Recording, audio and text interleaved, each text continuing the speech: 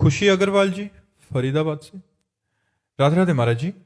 महाराज जी, मैं श्री जी की सेवा में निकुंज में जाना तो चाहती हूँ, लेकिन मुझे आसमान में खड़े होकर प्रलय भी देखना है, कल की अवतार देखना है कि उनका कैसा रूप है, कैसे दुष्टों का संहार करते हैं। भजन करो, सब देख लो। भजन करो। भजन करने से कुछ दुर्लभ नहीं है। कल की अवतार अभी देख सकते हो। भगवान के सब अवतार शाश्वत और चिदानंदमय है, और चिदानंद के लिए ये भूत भविष्य वर्तमान काल का वो भाव नहीं रहता। अभी श्री कृष्ण लीला देख सकते हो, अभी कल के अवतार लीला देख सकते हो, अभी परशुराम लीला देख सकते हो, अभी राम लीला देख सकते हो, जो चाहो अभी देख सकते हो। लेकिन योग्यता आपके अंदर वो दृष्टि होनी चाहिए। इसलिए खूब नाम जप करो, भजन करो, संतों का संग करो। जो चाहोगे वो देख लोगे, जो चाहोगे वो प्राप्त कर लोगे। मनुष्य जीवन मिला ही इसी के लिए है, अपनी चाह पूर्ति के लिए। लेकिन गंदी चाहों की पूर्ति में मनुष्य जन्म नष्ट कर देना बड़ी भूल होगी। अच्छी चाह बनाओ। जो चाह, तुम चाहो ब्रह्मा बन सकते हो, तुम चाहो देवराज इंद्र बन सकते हो, जो चाहो कर सकते हो। भजन करो, भजन के बल से होगा, ऐसे बातों के बल से नहीं होगा। खूब नाम जप करो, जो चाहो प्राप्त कर सकते हो। संदीप कुमार जी। राधे राधे महाराज जी। महाराज जी, आपके चरणों में दंडवत प्रणाम। गुरुदेव भगवान, शरणागति की शुरुआत कहाँ से होती है, इसकी पूर्णता और अंत कहाँ होता है, शरणागति किसे कहा जाता है महाराज जी? शरणागति की प्रारंभ अवस्था संत संग से होती है। प्रथम भगति संतन कर संगा।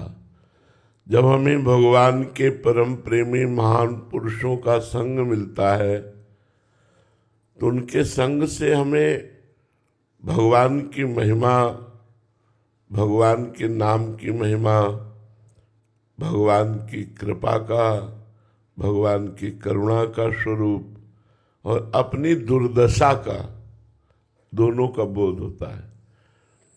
संतों की कृपा से अपनी दुर्दशा का भी बोध होता है कि हम कहाँ इंद्रियों की और मन की चाल में फंसे हुए हैं, कहाँ हम गंदे विषयों में फंसे हुए हैं। जब संत संग मिलता है, प्रथम भगवान की कृपा, संतों का संग मिलना।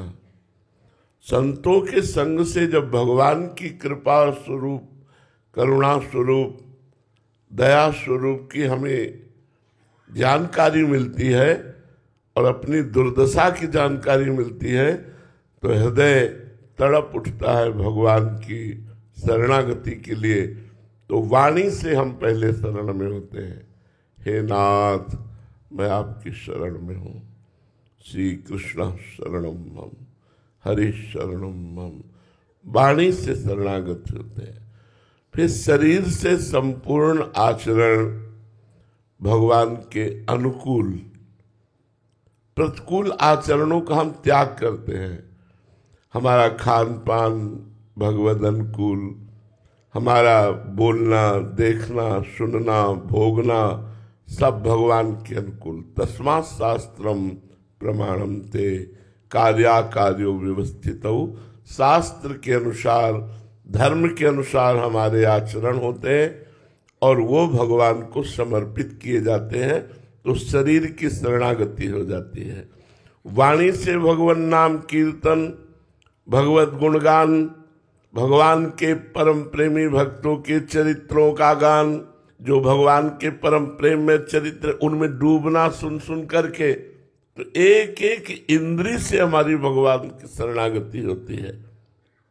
नेत्रों से सबको भगवत स्वरूप में देखना, कानों से भगवान की चर्चा सुनना, वाणी से भगवान नाम कीर्तन, नाम जब भगवान की प्रेममयी चर्चा करना, तब हमारा मन तैयार होता है शरणागति के लिए। मन इसके बाद तैयार होता, पहले नहीं तैयार होता।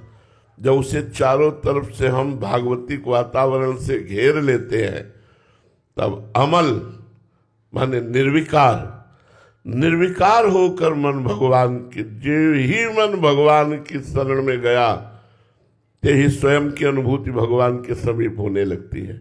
जो स्वयं की अनुभूति है वो मन और इंद्रियों की समीपता लिए है। जब मन और इंद्रियां भगवान के समीप शरणागत हुई तो स्वयं की शरणागति का अनुभव होने लगता है। यदि मन और इंद्रिया विषयों में है तो स्वयं विषयों में है, मन और इंद्रिया प्रभु में है तो स्वयं प्रभु में है। इसलिए तनुवांग मनोभिरमलई सोहम तवै वास्यता, शरीर से, मन से, वाणी से निर्विकार होकर, निष्काम होकर, हे नाथ मैं स्वयं आपकी शरण में हूँ। शरणागति प्रारंभ होती है संतों से और पूर्ण भी होती है संतों से। भगवत प्रेमी महात्मा ही हमें प्रतिपल शरणागति की तरफ बढ़ाते जाते हैं। शरणागति का प्रारंभ हनुमान जी से हुआ विभीषण की, और पूर्णता भी हनुमान जी से हुई। हनुमान जी ही भगवान का साक्षात्कार करवा रहे हैं। तो संतों से प्रारंभ और संतों से पूर्ण, मन वचन कर्म के द्वारा भागवतिक आचरण करना और वो भगवान को समर्पित करना, ये शरणागति होती है। ये शास्त्रीय और एक घटनात्मक शरणागति होती है कि सब कुछ अच्छा चल रहा था लेकिन विनाश लीला शुरू हो गई, धन नष्ट हो गया, संपत्ति नष्ट हो गई, परिवार के लोगों ने त्याग दिया, शरीर रोग से ग्रसित हो गया, कोई बोलता नहीं। तब अचानक हमको सुनने को मिला कि भगवान बड़े करुणामय हैं, भगवान बड़े सामर्थ्यशाली हैं, वो हमारी रक्षा कर लेंगे। तो भयभीत होकर जीव भगवान की शरण में जाता है। कभी कभी किसी को घटना से शरणागति होती है और कभी कभी संत संग से शरणागति होती है। तो भगवान जिस पर कृपा करते हैं, युधिष्ठिर जी से कहा, बड़ा कड़वा शब्द है, मैं उसका सर्वनाश कर देता हूं। बड़ा कड़वा शब्द है। भगवान ने कहा युधिष्ठिर जी से, पहले धीरे धीरे बंधुओं से विक्षेप कराता हूं, फिर धन का नाश कर देता हूं और फिर किसी काम का नहीं रखता हूं। जब किसी काम का नहीं होता तो राम का अपने आप हो जाता है। बहुत सूक्ष्म बात आपको बता रहे हैं। भगवान से उपासना करके लोगे तो चैन से जी लोगे, और भगवान को लेना चाहोगे जो मैं ऐसा जानती प्रीति किए दुख होए, तो नगर ढिंडोरा पीटती अजी प्रीति न करियो, कदम कदम पर सूल बिछा दिए जाते हैं। चल अब मेरा प्रेमी अगर कहलाता है तो चल इस सूल पर, और जिसने उन सूलों पर पैर रख दिया वो फूल बन गए। पर दिखाई सूल देंगे, पक्का देंगे कि एक एक कदम जीना मुश्किल है, पर इस कदम पे, एक एक कदम पे बता रहे ना, सूल दिखाई देगा। अगर पैर रख दिया तो फूल हो जाएगा। इस मार्ग में दिखाई देगा सूल, लेकिन रखोगे होगा फूल, और संसार के मार्ग में दिखाई देगा फूल, लेकिन रखोगे तो होगा सूल। और सूल की तरह हृदय में चुभता रहेगा। इसलिए प्रारंभिक शरणागति भगवान के परम प्रेमी भक्तों के संग से और तन मन वचन कर्म से भगवान को समर्पित हो जाना ही शरणागति है। और शरणागति ही भगवत साक्षात्कार का बहुत सहज सरल उपाय है। गौरव जी दिल्ली से, राधे राधे महाराज जी। महाराज जी, मैं सतोगुण, तमोगुण और रजोगुण पर पूरी तरह जीत पाना चाहता हूँ महाराज जी। हाँ बिल्कुल बिल्कुल, मनुष्य शरीर मिला ही है। और पहली बात तो ये है कि हमारे ऊपर किसी गुण का प्रभाव नहीं पड़ता। अगर तीनों गुणों पर विजय प्राप्त करना चाहते हो तो पहली बात समझो कि हमारे ऊपर किसी गुणों का प्रभाव नहीं पड़ता, क्योंकि हम गुणातीत हैं। जो हमारा स्वरूप है, ममैवांशो, भगवान कह रहे हैं, ये जो भगवान का अंश है, ये चेतन अमल, अमल माने कोई भी विकार इसको कभी ना था, ना है, ना रहेगा। वर्तमान में निर्विकार है, ना गुणों का प्रभाव है, ना काम क्रोध का प्रभाव है। जो मेरा स्वरूप है वो त्रिगुणातीत है। तीनों गुणों का प्रभाव अब भी नहीं पड़ रहा है। अब विचार करना है तो फिर गुणों का प्रभाव किस पर पड़ रहा है? अंतःकरण पर। अंतःकरण पर गुणों का प्रभाव पड़ता है और हम अंतःकरण में ममत्व कर बैठे हैं। अंतःकरण को हम अपना स्वरूप मान बैठते हैं। तो अंतःकरण में जो स्फुरित होता है उसे हम अपने में मान लेते हैं भ्रम के कारण।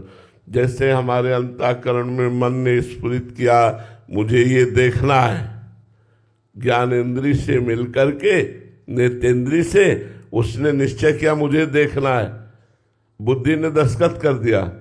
अब हम अपने आप राजी हो गए कि आज हमें ये देखना है। यद्यपि वो मेरी मांग नहीं थी, वो मांग मन की नेत्रेंद्रिय के साथ बुद्धि के सहयोग के द्वारा निश्चित की गई थी। हम उसे काट सकते थे क्योंकि हम उसके दृष्टा है, ना कि हम अंतःकरण है, पर हम उसमें लिप्त हो जाने के कारण आप चले गए और 3 घंटा समय प्रपंच में बर्बाद कर दिए। वो रजोगुण छा गया। ऐसे ही हमारे हृदय में जब तमोगुण रजोगुण की वृत्तियां आती हैं तो हमें पहचानना होता है। हम में नहीं आती है, हमारे अंतःकरण में आती है। हम उसको स्वीकार इसलिए कर लेते हैं कि अंतःकरण में हमारा तदात्म है, ममत्व है। यदि हम इस कोटि के दृष्टा बने कि तमोगुण आया, हमारा भजन न छूटे, हमें पता चल गया तमोगुण आ रहा है, हमें गुस्सा आ रहा है, निद्रा आ रही, प्रमाद आ रहा है, आलस्य आ रहा है, लेकिन इनके वशीभूत अंतःकरण को ना होने दें, भगवान नाम प्रभाव से परमार्थ में ही लगाए रहे, तो तमोगुण निष्फल हो गया। रजोगुण आया, भोग इच्छा, धन इच्छा, मान प्रतिष्ठा, नाना प्रकार की राग द्वेष की इच्छाएं जागृत हुई। हमें पता है रजोगुण आया है, लेकिन हम भजन के परमार्थ के प्रभाव से उसका कोई भी प्रभाव नहीं पड़ने दिया, उसको निष्फल कर दिया, रजोगुण निष्फल हो गया। सत्वगुण आया, दया करना, परोपकार करना, सबसे मिलना जुलना, ये चर्चा करना, वो चर्चा, ये भी दया बिना साधु कसाई, और दया करी तो आफत आई, बहुत संभल के दया करनी, दया करी तो आफत आई।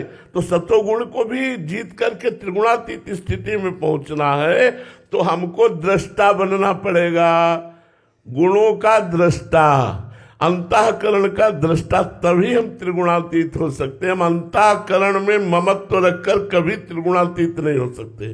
अंतःकरण के साक्षी बनकर हम त्रिगुणातीत हो सकते हैं। विवेक चूड़ामणि नाम के भगवान शंकराचार्य जी ने ग्रंथ की रचना की, बहुत छोटी सी पुस्तिका है, आप खरीद लीजिए। और एक है प्रश्नोत्तरी आद्य गुरु भगवान शंकराचार्य जी की, ये 2 खरीद लीजिए, काफी समाधान इससे आपको प्राप्त हो जाएगा। तो विवेक चूड़ामणि में लिखा है कि तमोगुण के क्या लक्षण, रजोगुण के क्या लक्षण, सतोगुण के क्या लक्षण, त्रिगुणातीत के क्या लक्षण, तुम्हारा स्वरूप क्या, अन्नमय, प्राणमय, मनोमय, आनंदमय, विज्ञान में कोश क्या, तुम्हारा स्वरूप क्या, सब उसका विवरण। तो जब हम ये स्वाध्याय करते तो हमें काफ़ी चीज़ें मिलती है। तो विवेक चूड़ामणि इतनी मोटी सी है और प्रश्नोत्तरी बहुत छोटी सी है, बड़े काम के प्रश्न है। तो ये 2 ग्रंथ आप स्वाध्याय कीजिए।